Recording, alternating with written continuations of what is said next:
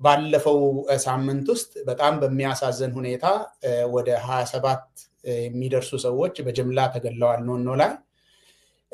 ኖኖ ላይ የጅምላ ግድያ ሲካሄድ ለመጀመሪያ ጊዜ አይደለም አንደኛው ኤፕሪል ውስጥ በዚሁ ዓመት ሚያዝያ 2025 ውስጥ ሰርግ ላይ በተወረወረ ቦምብ ብዙ ሰዎች ሙሽራውና ሙሽሪቱን ጨምሮ ብዙ ሰዎች እንደተጎዱ የሚታወቅ ነገር ይሄ ሁለተኛ ጊዜ ነው የጅምላ ግድያ ኖኖ ላይ ሲደረግ እስኪ ኖኖ ግድያ ከሌሎቹ ጋር ከማያያዛችን በፊት አላማዎቹንም ከማውራታችን በፊት ምንድነው አውዱ ምንድነው የተደረገው እስኪ ምልኬሳ ካንተ ልጀምር ምንድነው የተፈጸመው በኖኖ በዚህ ዙር እንግዲህ ኖኖ ምዕራብ ሸዋ ኦሮሚያ ክልል ውስጥ ነች በደቡብ በኩል በጉራጌ ዞን በማዕከላዊ ኢትዮጵያ ክልል ነው የምትዋሰነው እቺ ኖኖ ወረዳ የምትባለው ስለዚህ ምዕራብ ሸዋ ነው እና አንተ እንዳልከው በየጊዜው ሰዎች ይጨፈጨፋሉ እዛ አካባቢ ሰሞኑን የሆነው ምንድነው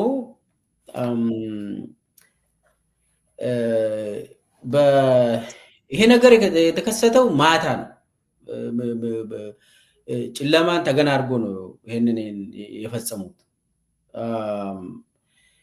ግን ደግሞ ቀን በዛው ቀን መከላከያ እዛ አካባቢ እንደነበር አይንማኞች ተናግሯል መከላከያ እዛ ነበር ከዛ በኋላ ማታ ደግሞ ይሄ ነገር ሆነ ይሄ ነገር እንግዲህ ብዙ ሰው ነው ያለቀው ህፃናት ሴቶች ወንድ ልጅ ማንም ሳይቀር ነው የጨፈጨፉት ከዛ ጨፍጭፎ ደግሞ ምንም ሳይጣራ ምንም ወዲያውኑ ፋኖ ነው ያደረገ ያሉት ምንም በቃ አውቶማቲክ ነው እንደዛ ያሉት ከዛ ኢንተርቪው የሚሰጡ ሰዎች ደግሞ ተመልምለው እንዳው ከተሳተፉ ሰዎች ውስጥ ከደብረ ብርሃን ሁሉ ሄዶ ይሄንን ያደረጉ ናቸው የሚል ኢንተርቪው ሁሉ እንዲሰጥ ተደረገ ከዛ በኋላ ምንድነው ወዴት ነው የሸሹት ደግሞ የተባለው ወደ ጉራጌ ዞን ወደ ደቡብ ድሮ የደቡብ ክልል አሁን ማዕከላዊ ኢትዮጵያ ክልል ወደዛ ነው የሸሹት ተባለ ከዛ አጠቃላይ ይሄ ናሬቲቭ ይሄ ውንጀላ ቶሎ ቦታ እንዲይዝ ተደረገ በዛችው ቀንና አይ ቲንክ በየሁሉም ወረዳ አካባቢ ፋኖ እንደዚህ ያደረገ የሚል ተሰራጭ ሁሉም ወረዳ አካባቢ በድርጅት ጽፈት ቤት ማለት ነው በየትምህርት ቤቱ በየወረዳ ወዲያውኑ ፋኖ የአማራ ጽንፈኛ ኦሮሞን ጨፈጨፈ የሚል በሁሉም በኦሮሚያ ክልል ውስጥ ይሄ ነገር እንዲሰራጭ ተደረገ አሁን ይሄ ነው እንግዲህ የመንግስት ናሬቲቭ ነው ይሄ የመንግስት ናሬቲቭ ነው ይሄ ማለት መንግስት ካል ነው የአብይ ስርዓት ናሬቲቭ አጠቃላይ ይሄ ነው የሆነው ግን ማን ነው ይሄንን ያደረገው እንዴትስ ነው ይሄ ነገር የተጀመረው ወደ ባለቤቱ እንመጣለን እዛ ላይ ሊያዘና ለስኬል አንድ ድል ሰጣለው ከዛ የኖኖ ወረዳ አስተዳዳሪ የተናገረውን ነገርም እንሰማና በእነኚህ ነገሮች ላይ ተመስርተን ባለቤቱ ማን ነው የሚለውን እናወራለን ስኬል አሁን ምልኬሳ የተናገራቸውንም ነገሮች ስታይ ኖኖ ላይ ሁለተኛ ጊዜ ነው የሚፈጸመው ወታደሮቹ ከጎረቤት አጎራባች ክልል መተው ነው ታጣቂዎቹ መተው ይሄንን ጅምላ ግድያ ፈጽመው እንደገና ወደዛ የተመለሱት ነው የተባለው አንተ ምንድነው ያየኸው በዚህ ግድያ ውስጥ ይሄ ነገር ሁለተኛ ጊዜ እዛ ሲፈጸም ማለት ለመጀመሪያ ጊዜ አይደለም፣ በተደጋጋሚ በተለያዩ ቦታዎች የሚደረግ ነው። ይሄ የጅምላ ግድያ የቆመም አይደለም። ይሄንን ስትሰማ ስታይ አንተ ምንድን ነው ያየኸው በዚህ ግድያ ውስጥ? በመጀመሪያ ደረጃ አሁን ያልከው ነገር ይሄ ምንድን ነው ያየኸው ማለት እንግዲህ ሰዎች ናቸው የሚገደሉት። አሁን ኬሳ እንዳለው ሴቶች፣ ህፃናት፣ ልጆች ናቸው በውድቅት ሌሊት ቤታቸው ውስጥ ተኝተው ሳሉ እየተገደሉ ያሉት። ማሰከር ነው ተብሏል። በብዛት ጅምላ ግድያ ነው።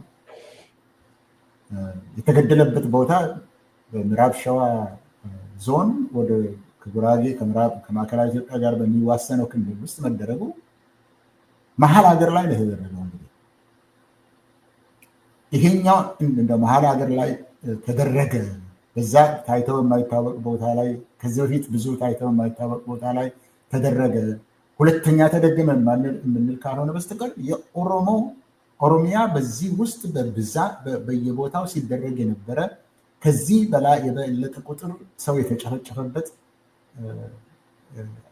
ክልል ሆኗል። ተላመድ ነው ይመስለኛል እና ተላመድ ነው እና ሁለተኛ በሚፈጠርበት ጊዜ እንደ አዲስ ይታየናል እንጂ ይሄ ለ7 ዓመት ኦሮሚያ ውስጥ የኖርንበት ነው። ምዕራብ ሸዋ ባለፈው ጥቅምትና ህዳር ወር አካባቢ በየቀኑ በድሮን ይደበደብ ነበር። በየቀኑ ጮቢ፣ ምናቀኝ፣ ሜታ ወልቂጤ ሰው ስራ ላይ ያለ ተገሎ በነጋታው ደግሞ ለመቅበር የሚመጡ ሰዎች በድሮን ይደበደቡ ነበር። በየቀኑ ከነቁጥሩ ልናወጣ የምንችልበት ነገር አለ። ይሄ ነበረ በዛ ወቅት በምዕራብ ሸዋ ውስጥ ነበረ። ምስራቅ ወለጋን፣ ምዕራብ ወለጋ፣ ሆሮ ጉድሩን፣ ጉጂን፣ ድሬዳዋን፣ ሌሎችን እዚህ ላይ ባናነሳ ይሄ ሁሉ ይደረግ ነው የነበረው። በምስራቅ ሸዋ የዛሬ 2 ነው 3 ዓመት ነው መሰለኝ 14 የአባገዳዎች እና ከነሱ ጋር ያሉ ሁሉ አልቀዋል። የእልቂት ዘመን ነው። ተጠያቂ የሌለበት እልቂት ዘመን ነው። ሰው ተገሎ በአርሲ ውስጥ ሰው ተገሎ በአህያ ተጭኖ ለማሳያ የሚሄድበት ጊዜ ነው። ስለዚህ እኛም ራሳችን ወደ መደንዘዝ ሄነናል። ሰው ተገደለ ብለን እንናገራለን እንጂ ወደ አደንዝዘውናል። እስኪበቃ ድረስ አደንዝዘውናል። ምክንያቱም በየቀኑ የሚደረግ ግድያ ስለሆነ። ሁለተኛ እዚህ ላይ ለመናገር የምፈልገው የኦሮሞ ሰዎች በስልጣን ላይ አሉ ስለተባለ በኦሮሚያ ውስጥ የሚገደሉት ሁሉ የሌላ ብሔር ሰዎች ናቸው ይባላል። ስለዚህ የኦሮሞ ነገር አይሰማም። የሚቀጠቀጠው የሚያልቀው በድሮን የሚደበደበው ፊት ለፊት እያየን በወላጆች ፊት የሚገደለው በጥይት የሚደበደበው ይህ ወላጅ ተብሎ ተመተው የሚገደለው አረጋውያን ከቤታቸው ወጥተው ቤታቸው የሚቃጠሉ አንዳንድ ጊዜ ሰዎቹ ራሳቸው አብረው ቤት ውስጥ የሚቃጠሉት ኦሮሚያ ውስጥ ነው። ኦሮሚያ ውስጥ ነው። የኦሮሚያ መንግስት ይባላል። የኦሮሞ መንግስት ይባላል። ነገር ግን እንዲህ አይነት ጭፍጨፋ በኦሮሚያ ላይ በየቦታው ሲደረግ በሁሉም ቦታ በምዕራብ ሸዋ፣ በሰሜን ሸዋ ደራ ላይ ትዝ ይበላቸው ደራ ላይ በየቀኑ ሲደረግ ኩዩ ላይ ይጨፈጨፋ ኦሮሞ። እንደ ኦሮሞ የሚጨፈጨፍ የለም። ነገር ግን የኦሮሞ ነገር እየተሰማ አይደለም። የኦሮሞ ጉዳይ እየተሰማ አይደለም። ያንተ መንግስት ነው ስለሚባል ሁልጊዜ የሚገደለው ሌላው ብቻ ነው የሚሰማበት። የኦሮሞ ስም ግድያ አልታወቀለትም። አሁን በዚሁ ዘመን በዚሁ ውስጥ የኖኖ ብቻ ሳይሆን ሆሮ ጉድሩ ውስጥ አቤ ደንጎሮ ላይ፣ በምስራቅ ወለጋ ግዳ አያና ላይ፣ በምስራቅ ሸዋ በቦሰት፣ በአርሲ እንዲሁ መርቲ እና ጮሌ ውስጥ የተደረጉት እነዚህ ሁሉ በምዕራብ ሸዋ ዳሮ ለቡ ላይ እነዚህ ሁሉ ሲደረጉ የነበሩ ናቸው። እነዚህ ሁሉ ግድያዎች በኦሮሚያ ውስጥ ይደረጋሉ። የቀረ የኦሮሚያ ቦታ የለም። ስለዚህ ምን ተሰማህ በምትልበት ጊዜ የት እንሂድ፣ ለማን እንናገር፣ ማን ይስማላቸው? ሞትን፣ ደነዘዝን፣ ደከመንኛ። አንተ ታውቃለህ፣ ታውቃለህ ከትምህርት ቤት ይሄ በትግራይ በአማራ ክልል የነበሩ ተማሪዎች ከፎቅ ሲወረወሩበት ጊዜ ጀምሮ ከፎቅ እየተወረወሩ ሲገደሉበት ከነበረበት ኦሮሞ ተማሪዎች በዛ ክልል ላይ ሲገደሉ ከነበረበት ጊዜ ጀምሮ እያወራን ነው። ተለመደ በቃ የሚናገርለት የለም። ኦሮሚያ ምንም አልሆነም ባለቤት ከመገደላችን በላይ የመገደላችን ዜና አለመሰማቱ እጅግ የሚያሳምን ነው። እጅግ የሚያሳምን ነው።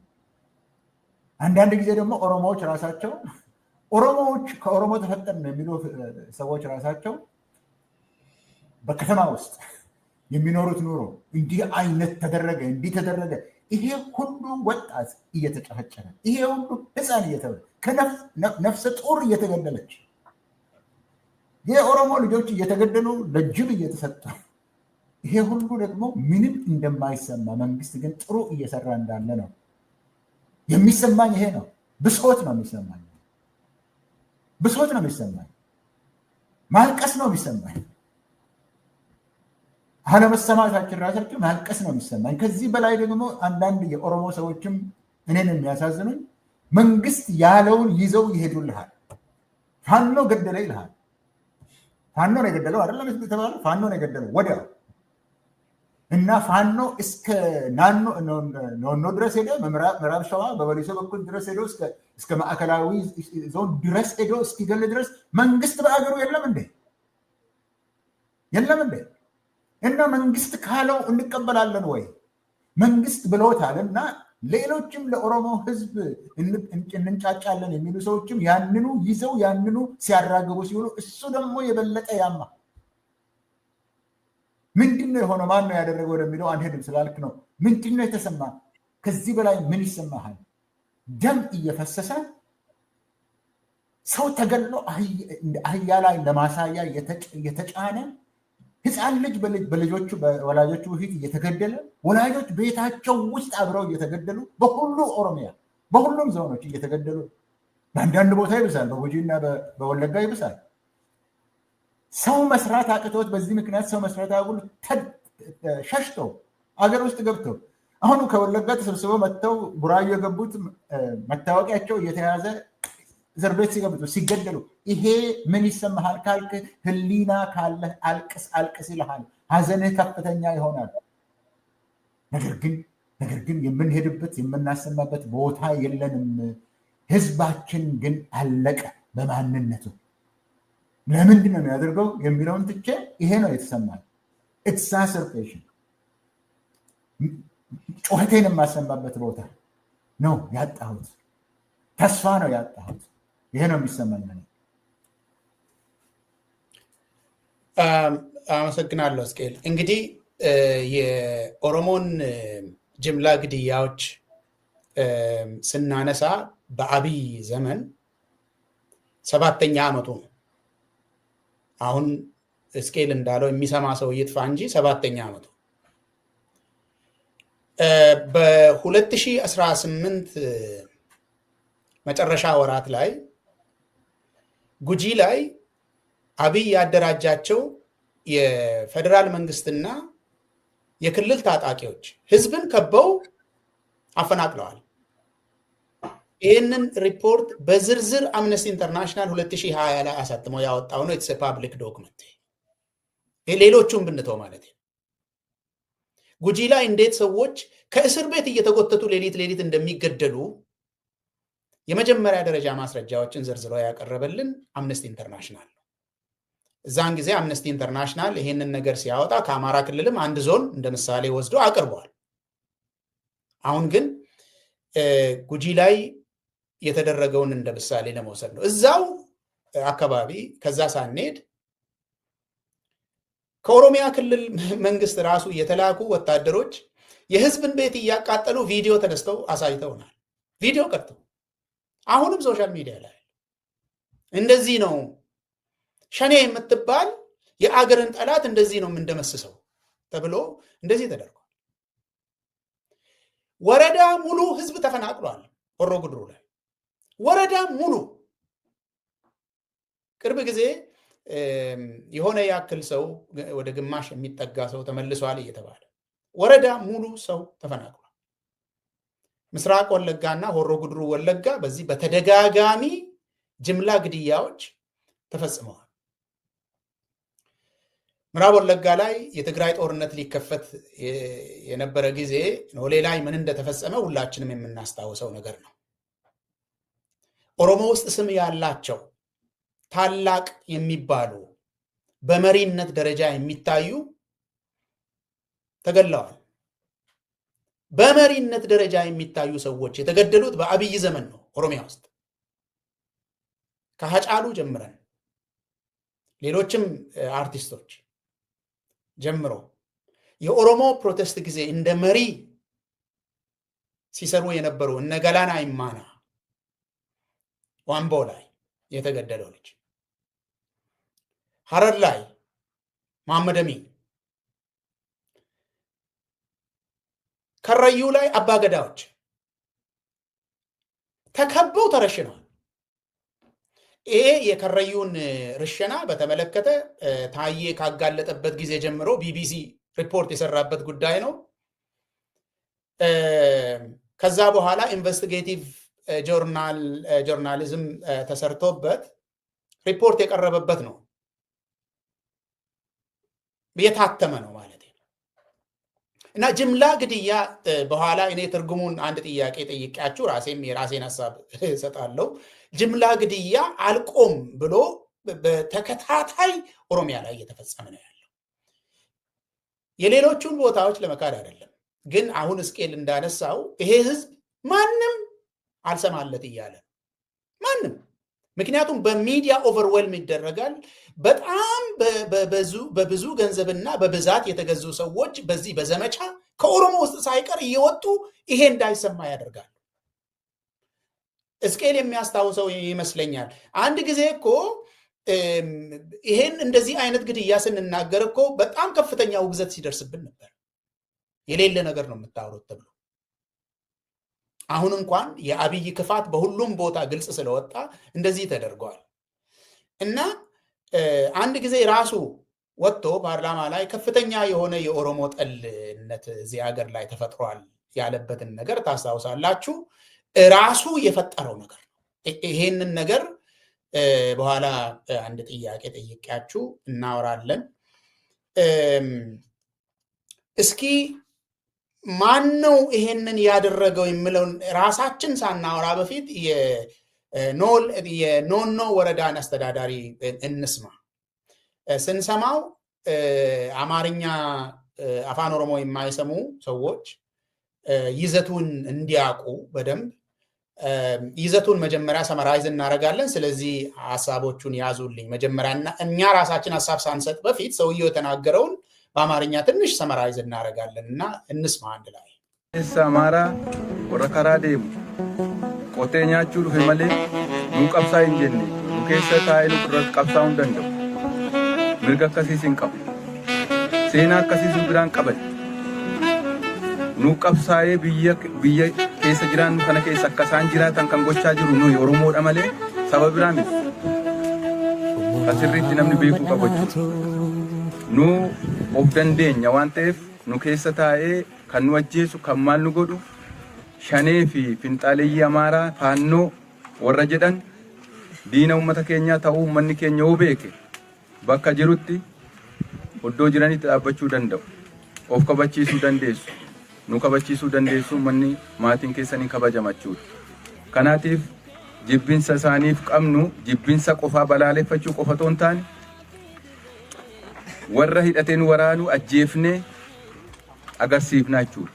Dargaggeessi kun bakka jirutti yoo rabbeedhe qawwee dullaan amma qabattanii jirtan kilaashiitti jijjiiramuu danda'a. Kilaashiitti jijjiirama jechuudha. Kanaaf namni kutannoodha walii galteetu dhabame malee mootummaan hawaasa isaa hidhachiisuu hin dadhabu. Karaa biraa namni qabu kilaashiyaa bitatu bitadha mallaqa kamuu wanni sangaarraa hafu sangaattiin qotamu waan ittiin daldaltu irraa nafu kilaashii bitadhaa. Kilaashii yoo bitattan kunoo poolisoonni keenya suma jiru namni kilaashii bitamin kabajama kabaja argata.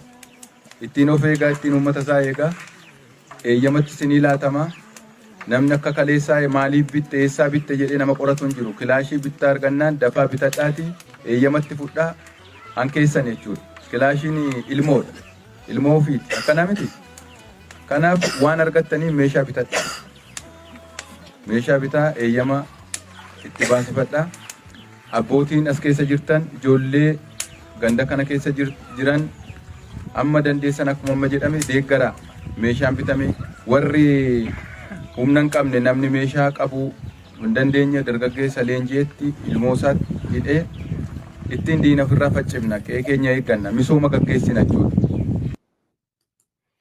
እንግዲህ እኔው ራሴ ልጀምር ትንሽ ሰመሪ ሰውየው የተናገረውን በአማርኛ እንድናወራ መጀመሪያ ላይ የተናገረው እኛ መሃል ያሉ የአማራ ተወላጆች አርሰው ሰርተው እንዲበሉ ነው እንጂ እኛ መሃል ቁጭ ብለው ትግል እንዲታገሉ አይደለም የመጡት ነው የሚለው ሰውየው ስራቸውን ሰርተው አርሰው እንዲበሉ ነው እኛ መሃል ሆነው እንዲተኩሱ እንዲገሉን የፈቀድነው እኛ ነን የሚል ነው የሚያወራው መጀመሪያ አካባቢ ማለት ነው ስለዚህ እኛ ራሳችንን ለመከላከል ገንዘብ ያለው ሰው ክላሽ ይግዛ መንግስት ራሱ ሊያስታጥቅ ይችላል ይላል መጀመሪያ ገንዘብ ያለው ደግሞ ከበሬ የምታርሱበትን በሬ ገዝታችሁ ሲተርፋችሁ ክላሽ ግዙበት ምክንያቱም ክላሽ ያለው ሰው ይከበራል በዚህ መንገድ የሚገሉንን ሰዎች እንገላለን ይላል የቀረውን እስኪ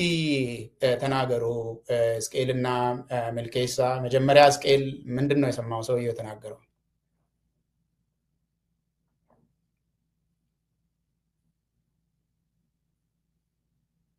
ድምጽ የለም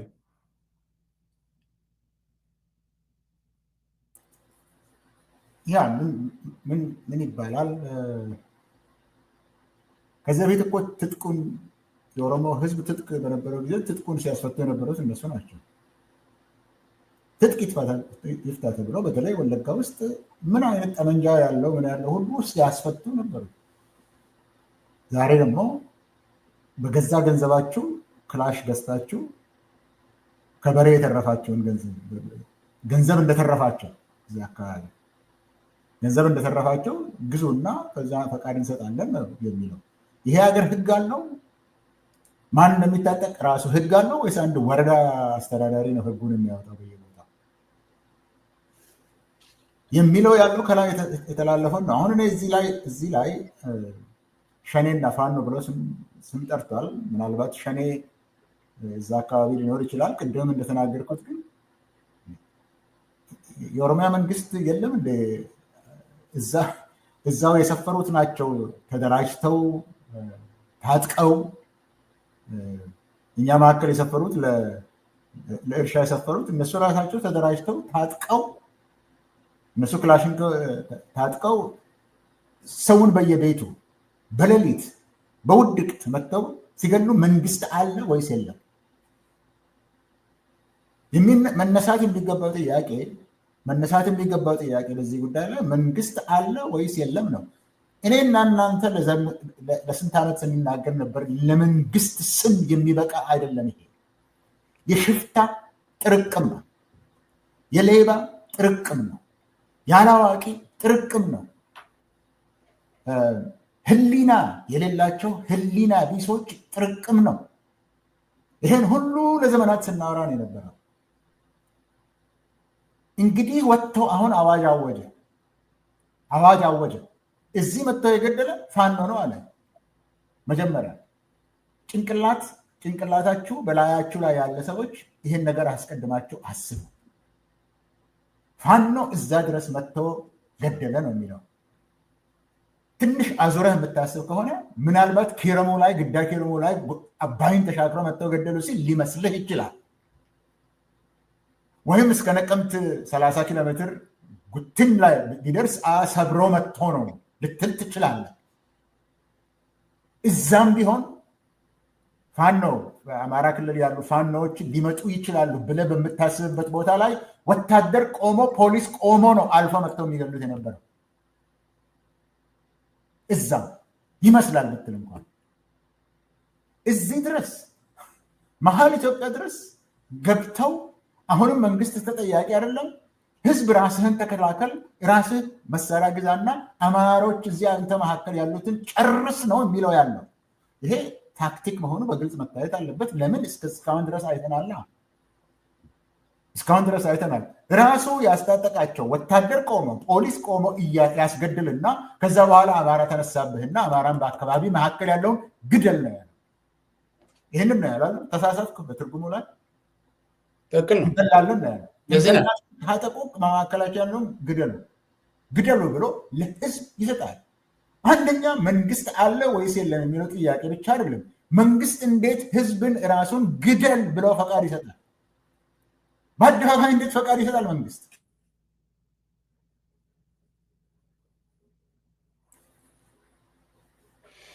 ምልኬሳ ሰውየው የተናገረውን እስኪ ያስቀረነው ነገር ካለ መጀመሪያ ሰውየው የተናገራቸውን ነገሮች አምጣ እስኪ።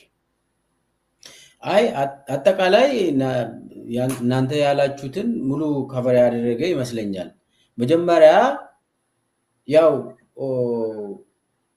ሰዎቹን ከጨረሱ በኋላ ፋኖ ነው ካሉ በኋላ ሰውየው ደግሞ ሰዎችን ሰብስበው በዛ ወረዳ ሰብሰብ አድርጎ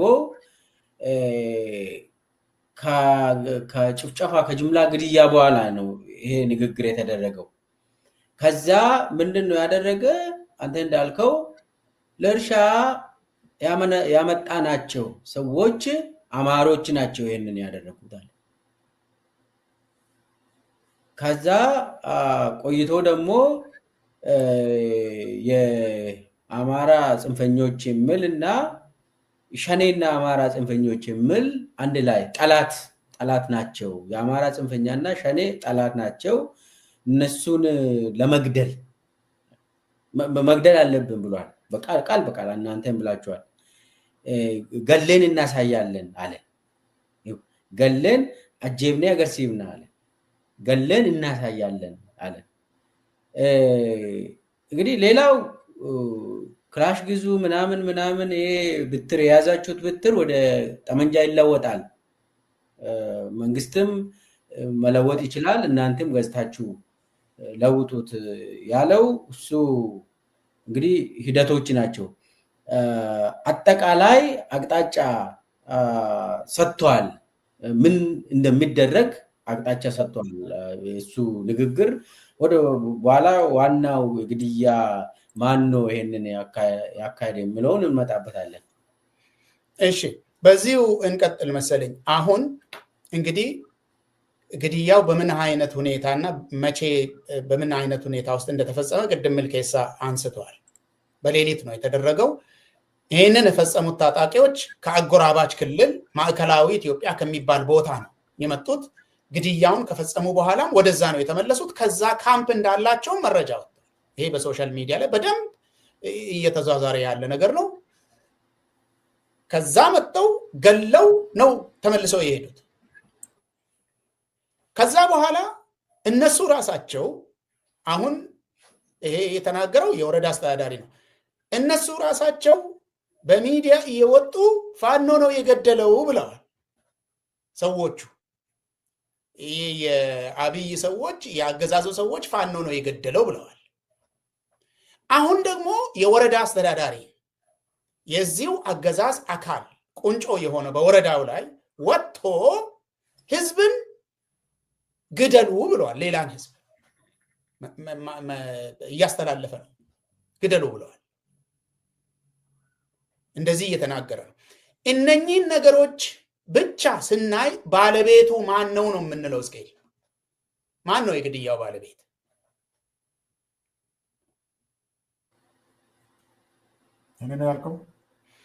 አሁን እነኚህን ነገሮች አንድ ላይ ስንመለከት ገዳዮቹ ከአጎራባች ክልል መጥተው ገለው ከዛ ካምፕ ስላላቸው ወደ ማዕከላዊ ኢትዮጵያ ክልል ነው የተመለሱት ነው የተባለው።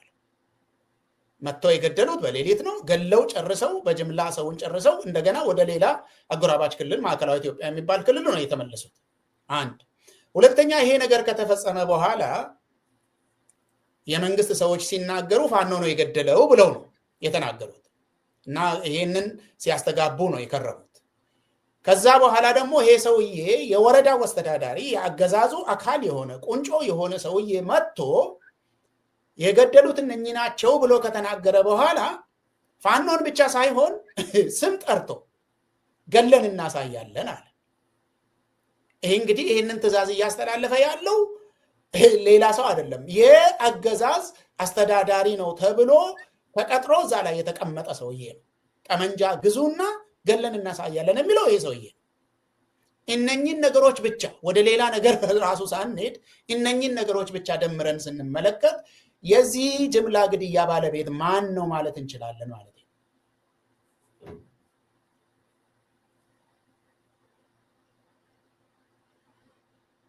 እስኪ መልካም ከማዕከላዊ ኢትዮጵያ የመጡ ከሆነ ከዛ የመጡ ከሆነ ወይ ማዕከላዊ ኢትዮጵያ ክልሉ መሪዎች የፋኖ ደባቂዎች ናቸው ወይም በተአምር ከዛ በኩል መጥተዋል። ከአማራ ክልል ፋኖ ወደ ማዕከላዊ ኢትዮጵያ ሄደው በዛ በኩል አድርገው መጥተው ገለው ተመለሱ። ይሄ ተአምር ሊሆን ይችላል። እንደሱ ከሆነ እኛ መካከላችን ሰፍረው ያሉት አርሶ አደሮች ናቸው መገደል ያለባቸው የሚለውን ታዲያ ምን አመጣ? መካከል ያላችን እኛ ውስጥ ተደብቀው አርሶ መቀበል ብቻ መኖር ብቻ ነው የሚገባቸው እንጂ እኛ መካከል ሆነው ሊገሉን አይገባም የሚለውን ምን አመጣ? እዚሁ ራሱ በአንድ ራስ ሁለት ምላስ አለ ማለት ነው።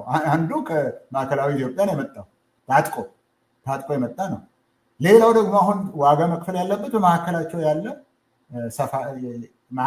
ሰፍሮ ያለ አርሶ አደር ነው። ሁለቱ ይጋጫል። ሁለቱ አንድ መሆን አይችልም። ግን ከአንድ መንግስት የሚወጣ ነው። ከአንድ የመንግስት ቅርንጫፍ ውስጥ የሚወጣ ቃል ነው ይሄ ራሱ በመካከላችን አሉ። ስለዚህ እርምጃ መወሰድ አለበት የሚለው በኖኖ ላይ ተደረገ። ይሄ ችግሮቹ ሁሉ የሚሆኑት በአጎራባች ክልሎች አካባቢ ነው። ድሮ ደራ ነው ወይ ከሶማሌ ጋር ነው። ከአካባቢዎች ጋር ለማጣላት በሚመስል መንገድ ከሌላ ክልል ላይ ዳር ድንበር ላይ ነው እነዚህ ነገሮች የሚፈጸሙ። ይሄ አዲስ ነው። አዲስ ከተፈጠረው ከማዕከላዊ ኢትዮጵያ ድንበር ላይ ነው ይሄ ነገር ሆነ ተብሎ የተሰራው ማለት ነው። ሆነ ተብሎ የተሰራው ያለ ምክንያት አይደለም ማለት ነው። ይሄ ከሆነ መካከል ላይ ያሉትን መጠበቅ ነው እንጂ ያለባቸው በእነሱ ላይ ማነሳሳት የለበትም። ስለዚህ ማን ነው ያደረገው ብለህ እኔን ከጠየቀኝ እኔ ፓተር ከዚህ በፊት የነበሩትን እችን ብቻ አይደለም። ይሄ ራሱ የሚነግረው ልክ እንደ አጫሉ ጊዜ ግድያ ነው። ከገደሉት በኋላ የገደለውን ሰው ስሙንም እንኳን ሳያውቁ አንድ ጥላዬ፣ አንድ ጥላሁን፣ አንድ ጥላ ሰው የሚሉበት ጊዜ ነው የነበረው። እስካሁን ድረስ ሳይታወቅ ነው የቀረው። ተገሏል። የኢትዮጵያ የኤታማዦር ሹም ተገሎ እስካሁን ድረስ ምንም የምናውቀው ነገር የለም። ስንትና ስንት ሰው ነው በዛ ኢትዮጵያ ውስጥ የሚገደለው? መንግስት ሃይ ፕሮፋይል ለሆኑት ገና አጫሉ ተገሎ ሬሳውን እንኳ ሳይቀበር የኦሮሚያ ፕሬዚደንት የገደለው ሸኔ ነው ያለው። የኢንጂነሩ በተገደለ ጊዜ የኢትዮጵያ ጠቅላይ ሚኒስትር እዚህ አሜሪካን ሀገር ሆኖ ምንም ማጣራት ሳይደረግ የገደለውን እናውቃለን ነው የተናገረውና ሲያወግዛቸው የጀመረው ምንም ነገር ሳይታወቅ። አሁንም የሚደረገው ምርመራ እንኳን እስኪደረስ እንጠብቃለን እንኳን አይባልም። ለምንድን ነው አንድ መንግስት ስራውን መስራቱን ትቶ ሌሎች ናቸው ያደረገው የሚለው ፖሊስ ሳይመረምር የተገደሉት ሰዎች ለአውቶፕሲ ሳይቀርቡ ምንም አይነት ምርመራ ሳይደረግ መፈረጅ የመንግስት ባለስልጣኖች የሚያደርጉ ከሆነና ይሄ በብዙ ቦታ ቅድም የጠቀስናቸው ግድያዎች ሲደረጉ በምንም አይነት ለፍርድ ማንም የማይቀርብ ከሆነ በዚህ በመደበቅ የሚጠቀም ማን ነው? ሌላ ማን አለ በዚህ ሊጠቀም የሚችለው? ግለሰቦች ከሆኑ ሸኔዎች ከሆኑ ማጣራት ይቻላል፣ ማሳወቅ ይቻላል፣ ለህዝብም መናገር ይቻላል። ከዛ በኋላ ህዝብን ታጠቅ ማለት ይቻላል። ገለዋል ከሆነ ሰላማዊ ሰዎችን ገለው ከሆነ ወታደሮችን አይደለም፣ ሰላማዊ ሰዎችን ገለው ከሆነ ነገር ግን የማይመረምር መንግስት፣ አስቀድሞ የሚፈርጅ መንግስት ወይም መንግስት አይደለም። አሁን የተናገርነው ሰውዬ እኮ መንግስት ነው። ይሄ ወረዳ አስተዳዳሪ የመንግስት አካል ነው። ግን ከላይ ጀምረ ይሄው ጠቅሻለሁ፣ ጠቅላይ ሚኒስትሩም ሆነ የክልሉን ፕሬዚደንት ሆነ ወረዳ አስተዳዳሪውም ሆነ የሚናገሩት ገና ከመጀመሪያው ፈርጀው ጨርሰው አስረው ጨርሰው ፍርድ ፈርደው ግደል ነው የሚሉት። ይህንን ማድረግ የሚችለው ማን ነው? ስትሰራውና መደበቅ ስትፈልግ ብቻ ነው። ስታደርገውና መደበቅ ስትፈልግ ብቻ ነው አስቀድመ ፈረድ የምትጀምረው። ይህንን ደግሞ በተለያዩ ቦታዎች አይተናል። ከረዩ አባገዳዎች በተገደሉበት ጊዜ ማን እንደገደለው ራሱ የፓርላማ አባል የሆነ ሰው ወጥተው እነ እገሌ ናቸው ብለው ሲፈርጅ መልስ አልተሰጠበትም። ኢንቨስቲጌቲቭ ጀርናሊዝም ያልከው የኮሬ ነገኛ ነው የገደለው ብሎ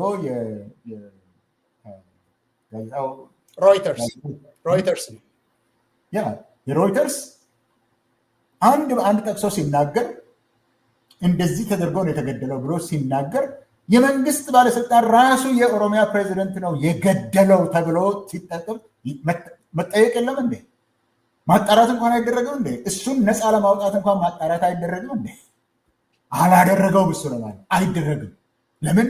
ገዳዩ ይታወቃላ፣ ትዕዛዙን የሰጠው ይታወቃላ። ሆሮ ጉድሩ ውስጥ የዋሽንግተን ፖስት ምርመራ አድርጓል። ሮይተርስ ብቻ የዋሽንግተን ፖስት ምርመራ አድርጓል። ምርመራ አድርጎ የሚገለው ራሱ መንግስት ያስታጠቀው እንደ ካውንተር ኢንሰርጀንሲ ያስታጠቀው ቀድሞ የኦኤልኤ ታጣቂ የነበረ ነገር ግን አሁን ለመንግስት ተቀጥሮ ለመንግስት ካውንተር ኢንሰርጀንሲ ሲሰራ የነበረ ፈቃደ አብዲሳ ነው የሚባለው የሚገለውና ሌሎችም ፋኖ የተባሉት ራሳቸው መንግስት ያቋቋማቸው መጥተው በሚገሉበት ጊዜ መንገድ የሚያሳይ የኦኤልኤ ታጣቂዎች እንዳይከላከሉም እሳት እነሱን ሲወጋ የነበረ መንግስት ራሱ የላከው አሁን እጅ ሰጠ የሚባለው ፈቃደ አብዲሳ የሚባለው የዋሽንግተን ፖስት የዘገበው አለ። የመንግስት ተጠሪዎች ናቸው እነዚህ ገዳዮች፣ እነሱ ናቸው። ሶስተኛ ፋኖን ማን አስታጠቀው? ፋኖን ማን አስነሳው? አማራ ክልል ላይ ያለው ለእኔ ተላላኪዎች ናቸው ፋኖ ይለዋል። እኔ አሁን አማራ ክልል ያሉትን አይደለም ለመናገር ለማለት የሚፈልገው ፋኖ የሚባል ነገር እንደገና እንዲነሳና እኔ እስከ ጅጅጋ ድረስ እልከዋለሁ፣ እኔ እስከ ምድር ዳር ድንበር ድረስ እልከዋለሁ፣ ፋኖ የኔ ነው ብሎ አስታጥቆ መልምሎ አስታጥቆ አደራጅቶ የለቀቀው ማን ሆነና ነው ሌላ ላይ ጣጣት የሚቀሰረው? ይህንን የሚያደርገው ምንም ሚስቴከብል ሊሆን የሚችል ነገር አይደለም። ይህንን የሚያደርገው መንግስት ነው። ይህንን ደግሞ የሚያደርገው በዓላማ ነው። ለምንድን ነው ይህን ምለው? ይህን ብዬ አቆማለሁ። አሁን የኖኖ ወረዳ አስተዳዳሪ የተናገረው ነገር በየወረዳው ሊፈጸም ነው። አሁን በየወረዳው ሊፈጸም ነው። ለምን? ውጥረት ውስጥ የገባ መንግስት አሁን ወደ ኦሮሞ ብብት ስር ለመሸሽ ሲፈልግ እየገደለህ ነው። ሰሜን እየገደለህ ነው። ሰሜን ሊያጠፋህ ነው። ታጠቅ ምክትል ጠቅላይ ሚኒስትር የነበረው ባለፈው ጊዜ ጎጃም ሄደው ታጠቅ ሲል ነው የነበረው። አሁን ስልጣን ላይ የሌለው የአሁኑ ደግሞ ወረዳ አስተዳዳሪው ህዝቡን ታጠቅ ይላል። ህዝብን ታጠቅ የሚል ሊያፋጅ ካልሆነ በስተቀር ሌላ ምክንያት የለውም። ይሄን ደግሞ እኔ አሁንም ልናገር፣ አሁንም ልድገም። ይሄ በአንድ ወረዳ የተደረገው በብዙ ወረዳዎች ለመፈጸም በዝግጅት ላይ ያለ ህዝብን ከህዝብ ጋር ለማጣላት የተዘጋጀ መንግስት ነው። ይሄንን እስካሁን ድረስ አድርጎታል። አሁን ደግሞ ደስፕሬት በሆነ ሁኔታ ውስጥ ስላለ በብዛት ሊያካሂደው ነው ያለው። ምን አልክ በሉ። እኔ ስቼ ከሆነ ግድ የለም ትስቻለሁ። እውነት ከሆነ ግን አንድ ቀን ተመልሰን ደግሞ እንገናኛለን። እኔ ግን 100% እርግጠኛ ነኝ መንግስት ነው የገደለው፣ በምክንያት ነው የገደለው። እርስ በእርስ ጦርነት፣ ህዝብን በህዝብ ላይ የማንሳት ጦርነት ዋና አካል ነው። በጣም ጥሩ። ጊዜ ሳናጠፋ ምልኬሳ አሁን የተናገርናቸውን ነገሮች ማለት ሰውየው የተናገረውን የወረዳ አስተዳዳሪ የተናገረውን ሰምተን የተለቀቀውን ፕሮፓጋንዳ ስንሰማ ወታደሮቹ ከየት መጥተው ጥቃት አድርሰው ወዴት እንደተመለሱ ስናይ ስኬል የራሱን አስቀምጧል። ባለቤቱ ማን ነው የዚህ ግድያ ጉዳይ? መልካም። ይሄ የኖኖ ወረዳ አስተዳዳሪው የተናገረው የብልጽግና ጽሕፈት ቤት አቋም ነው። ይሄ የመንግስት አሰራር ነው።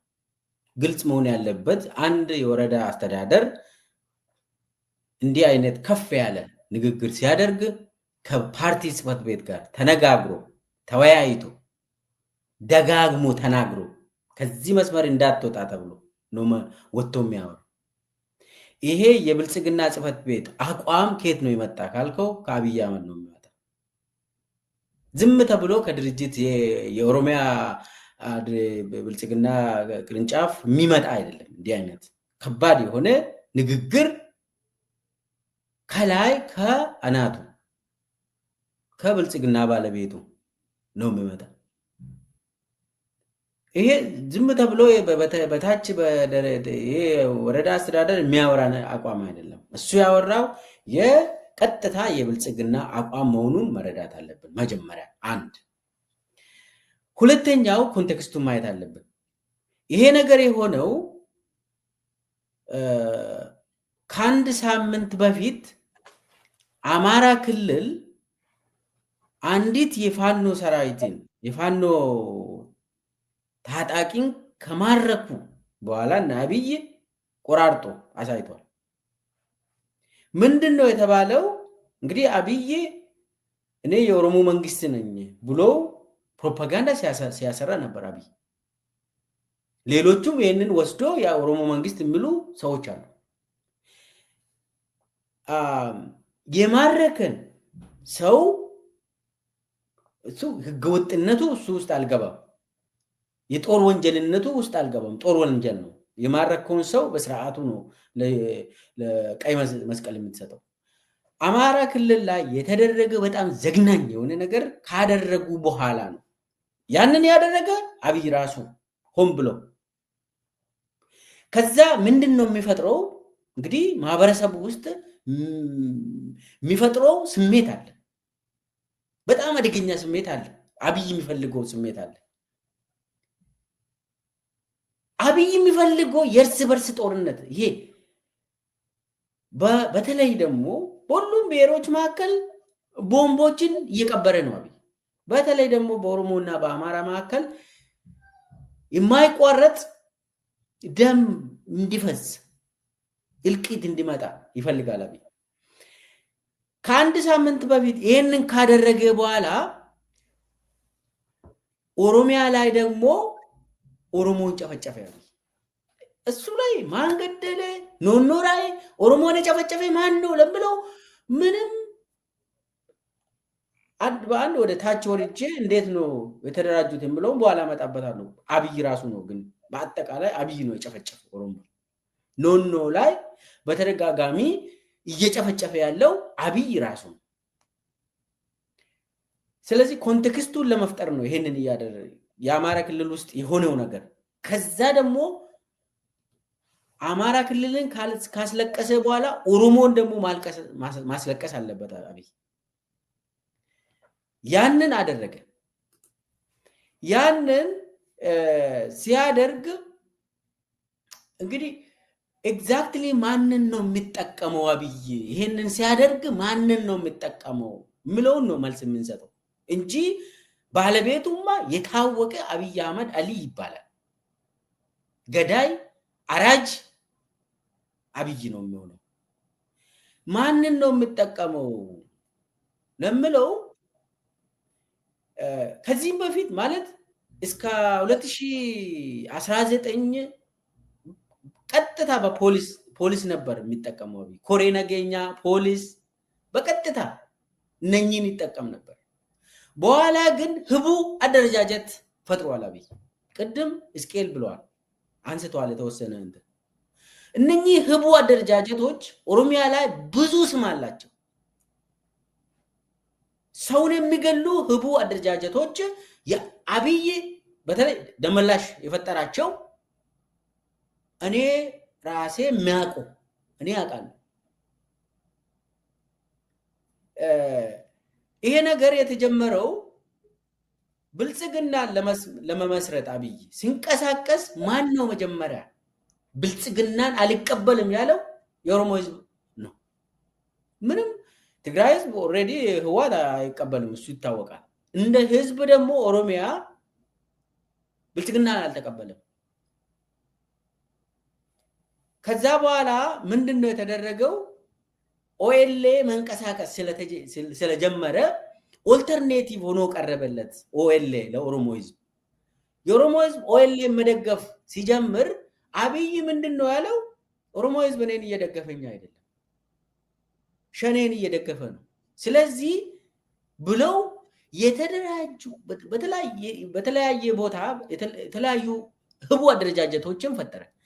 ከነኚህ ህቡ አደረጃጀቶች ሸኔ የሚባል የመንግስት ሸኔ የሚባል እና የመንግስት ፋኖ የሚባል ስም ሰጥቶ ፈጥሯል ኦሮሚያ ላይ በተለያየ ቦታ ነው። በወለጋ፣ በሸዋ፣ በአርሲ፣ በድሬዳዋ፣ በኦሮሚያ ብዙ ናቸው ህቡ አደረጃጀቶች። ሁለቱ የአብይ ፋኖና የአብይ ሸኔ የሚባሉ ተፈጥሯል። ከጅምሩ ራሱም ይገላል፣ በመከላከያውም ይጨፈጭፋል፣ በፖሊስም ያስገድላል፣ በኩሬ ነገኛ በተለያየ እንትን በሌላ በኩል ደግሞ እነኚህ ህቡ አደረጃጀቶችን ተጠቅሞ ይጨፈጭፋል አብይ። እንግዲህ ይሄ ከ2019 ጀምሮ ስራ ላይ የዋለ አብይንና ደመላሽን አንድ ላይ ያጣበቀ ስራ ነው። ስለዚህ አሁን የኖኖ ግድያ አብይ አስጣጥቆ ኦሮሚያ ውስጥ የሚንቀሳቀሱ ሲፈልጉ ደግሞ ሌላ ክልል ውስጥ የሚንቀሳቀሱ ሰዎች አሉ። አብይ እነኚህን ይጠቀማል፣ ራሱን በቀጥታም ይገላል፣ የራሱ ሸኔን ይጠቀምና አማራን ይጨፈጭፋል። አሁን ደግሞ ሙሉ በሙሉ አዋጅ አወጡ። ሙሉ አዋጁ አንደኛ በአዋጁ መሰረት ጠላት የሚባለውን በኦሮሚያ ላይ ጠላት የሚባል ተለይቶ ተቀምጧል። አማራ በስም ተጠርቷል። ሸኔም ብሎ ስም ጠርቷል።